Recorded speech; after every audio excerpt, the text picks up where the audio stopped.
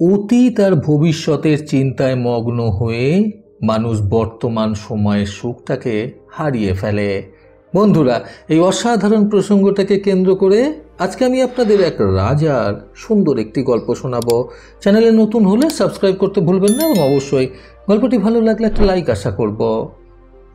এক রাজ্যের রাজা প্রতিদিন একটি নির্দিষ্ট সময় করে নিজের মন্ত্রীকে এবং বেশ কিছু সৈন্য নিয়ে রাজ্যে তদারকি করতে বেরোতো।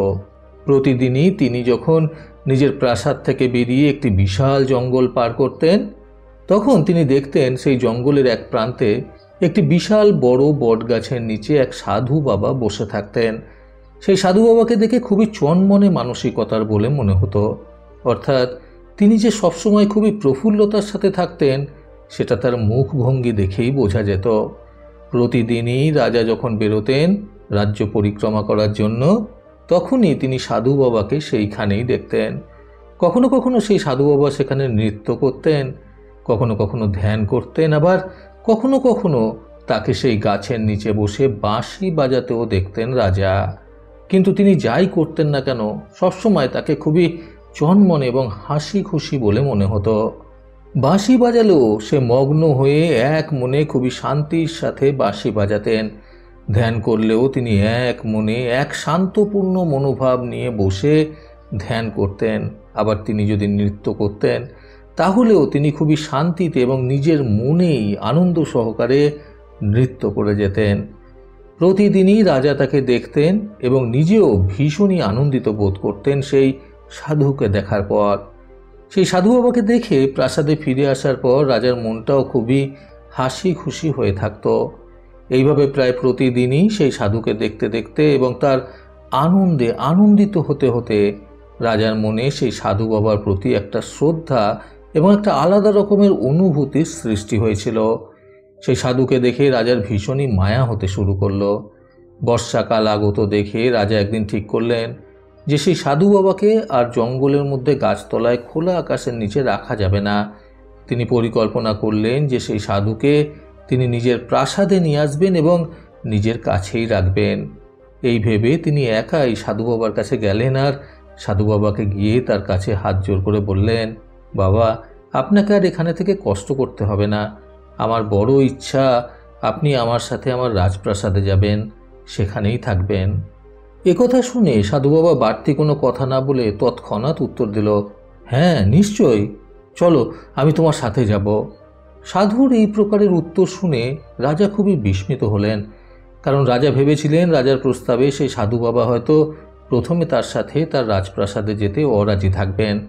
তারপর তিনি এও ভেবে রেখেছিলেন যে সাধুকে রাজি করানোর জন্য তিনি হাতে পায়ে পড়ে হলেও তাকে রাজপ্রাসাদে নিয়ে যাবেন। তাই এখানে এত সহজেই সাধু বাবার রাজি হয়ে যাওয়াতে রাজার মনে একটা সন্দেহের বাসা বাঁধতে শুরু করলো। তিনি তখন নিজের মনে মনে নানান রকম চিন্তাভাবনা করতে লাগলেন যে এই সাধু এত সহজে রাজি হয়ে গেলেন, তাহলে কি এই সাধু ভণ্ড? কোনোভাবে মনে মনে কি তিনি কোনো ফন্দি এঁটেছেন আমাকে লুট করার জন্য? বা তিনি কি তাহলে এতদিন অভিনয় করছিলেন যাতে আমি তার প্রতি আগ্রহী হই এবং ওনাকে আমার রাজপ্রাসাদে নিয়ে যাওয়ার জন্য অনুরোধ জানাই? ইত্যাদি ইত্যাদি নানান রকম খারাপ খারাপ চিন্তাভাবনা তখন রাজার মাথার মধ্যে ঘোরাঘুরি করতে লাগলো। কিন্তু এরই মধ্যে সাধু বাবা তো রাজার পাশে দাঁড়িয়ে থাকা রাজার ঘোড়ায় উঠে বসে পড়েছেন এবং রাজাকে বলছেন, চলো, আমি তোমার সাথে রাজপ্রাসাদে যাওয়ার জন্য প্রস্তুত। এটা দেখে রাজামশাই তো আরও অবাক হয়ে গেলেন যে সেই সাধু বাবা রাজার ঘোড়ায় উঠে বসে পড়লেন, এবার তিনি কিসে করে যাবেন? কিন্তু এটাকে মেনে নেওয়া ছাড়া তার কাছে আর কিছু করারও ছিল না, কারণ তিনিই তো সেই সাধু বাবাকে আমন্ত্রণ জানিয়েছিলেন রাজপ্রাসাদে আসার জন্য। কাজে অগত্যা আর কোনো উপায় না পেয়ে রাজা হেঁটে হেঁটে ঘোড়ার পাশে পাশেই চলতে লাগলেন। এইভাবে তারা দুজনেই রাজপ্রাসাদে পৌঁছালেন। রাজপ্রাসাদে ঢোকা মাত্রই সাধু বাবা এলাহিভাবে থাকতে শুরু করলেন।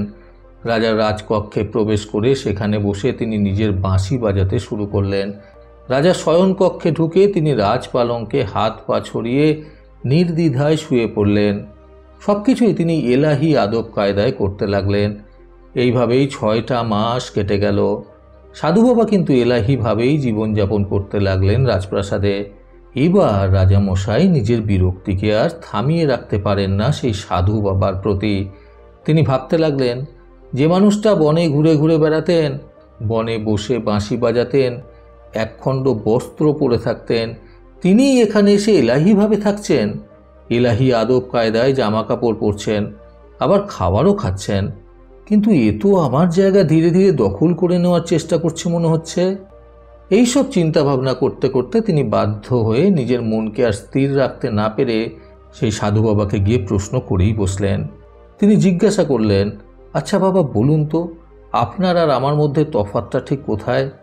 সাধু বাবা এবারে রাজার বিরক্তিটা বেশ ভালোই বুঝতে পারলেন। সেটা বুঝতে পেরে তিনি রাজাকে উত্তরে বললেন, এই প্রশ্নের উত্তর জানার জন্য তোমাকে আমার সাথে কাল সকালে পায়ে হেঁটে বেশ অনেকটা দূরে যেতে হবে। রাজামশাই রাজি হয়ে গেলেন সাধু বাবার কথায়। যথারীতি সাধু বাবার কথা অনুযায়ী রাজা নিজের পায়ে হেঁটে পরের দিন সকালবেলায় সাধু বাবার সাথে পথ চলতে শুরু করলেন। এইভাবে প্রায় ঘন্টা দুয়েক অনেকটা পথ চলার পর রাজামশাই হাঁপিয়ে উঠলেন। তিনি ভীষণভাবে হাঁপাতে হাঁপাতে সাধু বাবাকে বললেন, আমি আর পথ চলতে পারবো না, আপনি দয়া করে আমাকে এখানেই আমার কথাটার উত্তর বলে দিন। একথা শুনে সেই সাধু বাবা বললেন, এখানে আমি আমার কথার উত্তর বলতে পারবো না, এর জন্য তোমাকে আমার সাথে আরও অনেকটা পথ এগিয়ে চলতে হবে। কিন্তু রাজামশাই আর একদমই চলার মতো পরিস্থিতিতে ছিলেন না। তিনি সাধু বাবার হাতে পায়ে পড়ে বললেন, সাধু বাবা যেন তাকে তার কথার উত্তরটা এখানেই বলে দেন। সাধু বাবা তখন রাজার কথার উত্তরে বললেন, তুমি হলে আসলেই একজন মূর্খ রাজা। আমি সেদিনই তোমার চোখের ভাষা পড়ে নিয়েছিলাম, যেদিন তুমি আমাকে যাওয়ার জন্য আমন্ত্রণ করলে এবং আমি যেতে রাজি হয়ে গেলাম একবারে। তোমার আর আমার মধ্যে আসল তফাৎটা কোথায় জানো? তুমি ভবিষ্যতে বেঁচে থাকার চেষ্টা করো, কিন্তু আমি বর্তমানে বাঁচার চেষ্টা করি। একথা শুনে রাজামশাই আবার সাধু বাবাকে জিজ্ঞাসা করলেন, মানে আমি ঠিক বুঝলাম না। তখন সাধু বাবা বলতে শুরু করলেন, মানে হলো এটাই যে আমাকে সবসময় হাসি খুশি থাকতে দেখে তোমার মনে বাসনা জেগেছিল আমাকে নিজের কাছে নিয়ে রাখার, কিন্তু কিছুদিন সময় যাওয়ার পর তুমি নানাভাবে নিজেকে নিয়ে ভাবতে শুরু করলে, তোমার ভবিষ্যৎ পরিকল্পনা করতে শুরু করলে। এই যেমন ধরো, আজকে তুমি নিজের প্রাসাদ থেকে এতটা পথ এগিয়ে এসেছো, এরপরে কিভাবে প্রাসাদে আবার ফিরে যাবে সেটা নিয়ে তুমি এখন চিন্তিত হয়ে পড়েছ। কিন্তু আমি যে পথটাতে এখন দাঁড়িয়ে রয়েছি, এখানে দাঁড়িয়ে সুখে আছি, এটা আমি মনে করছি। সেই সুখের কারণেই সবসময় আমি নিজেকে আনন্দের মধ্যে ডুবিয়ে রাখতে পারি। এই হলো তোমার আর আমার মধ্যে মূল তফাৎ। একথা শোনার পর রাজামশাই সেই সাধু বাবার দিকে দুই হাত জোর করে বললেন, বাবা, আমি এতগুলো মাস আপনার মতো গুরুর সান্নিধ্যে থেকেও শিক্ষা লাভ করতে পারলাম না। আপনি দয়া করে আমার সাথে আবার ফিরে চলুন আমার প্রাসাদে। একথা শুনে সাধু বাবা মুচকি হেসে রাজাকে উত্তর দিলেন, আমি যদি আবার ফিরে যাই, তোমার মন আবার অস্থির হয়ে উঠবে কিছুদিনের মধ্যেই। কাজেই তুমি একাই ফিরে যাও রাজপ্রাসাদে এবং সেখানে গিয়ে তুমি তোমার রাজপাট সামলাও আর আমাকে আমার মতো থাকতে দাও। এই বলে সাধু বাবা সেখান থেকে হাঁটতে হাঁটতে চলে গেলেন। বন্ধুরা, বর্তমান সময়ে সুখী থাকতে আজকের এই সুন্দর গল্প থেকে শিক্ষণীয় 3টি কথা সর্বদা মনে রাখুন। প্রথমত, যে মানুষ বর্তমানটাকে বেছে নিয়েছে নিজের ভালো থাকার জন্য, সেই মানুষই কিন্তু প্রকৃত সুখে। দ্বিতীয়ত, সবসময় বর্তমানটাকে মেনে নেওয়া উচিত এবং বর্তমানে বেঁচে থাকা উচিত, বর্তমানটাকে নিয়ে আনন্দে থাকা উচিত। তৃতীয়ত, যে মানুষ বর্তমানটাকে সর্বশ্রেষ্ঠ সময় বলে মনে করে, সেই বর্তমানটার মধ্যেই বেঁচে থাকার চেষ্টা করে, তার থেকে বেশি লাভবান কিন্তু আর কেউ হয় না। প্রতিবারের মতো আবারও বলবো, এই পৃথিবী তাদেরকেই সম্মান দেয় যারা ইউনিক কিছু করার ক্ষমতা রাখে। সকলে সুস্থ এবং সুন্দর জীবন কামনায় প্রকৃত জীবন থেকে আমি সন্তু চক্রবর্তী আবার আসবো আগামীকাল নতুন সুন্দর শিক্ষণীয় একটি ছোট গল্পের সাথে। ভালো শুনুন, ভালো থাকুন। ধন্যবাদ।